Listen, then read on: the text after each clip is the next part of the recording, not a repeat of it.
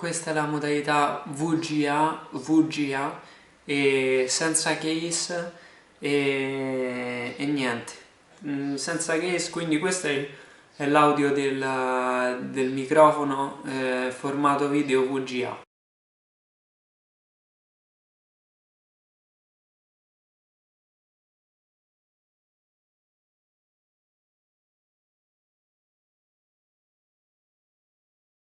Questo è il 720p a 100 frame al secondo, ma senza super slow, senza case, fotocamera senza case.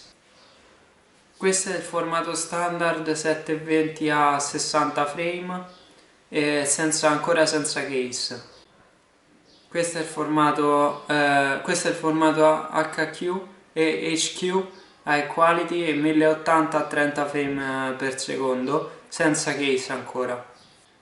Questo ragazzi è l'ultimo formato, che è il più elevato, 1080 a 60 frame per secondo ancora senza case.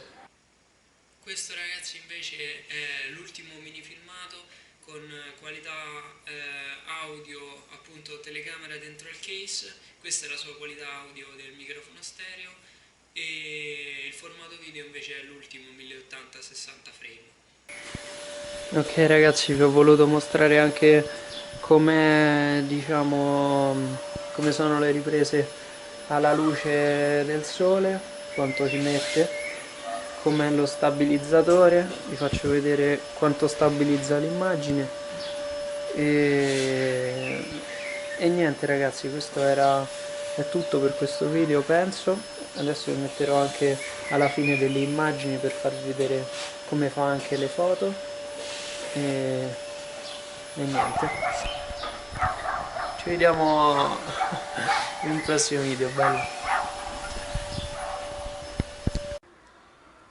Ok ragazzi, questo era il video diciamo per mostrarvi un po' le qualità di questa videocamera. Sto registrando in questo momento con il formato PS, ovvero 1080-60 frame e senza case, quindi l'audio è della fotocamera.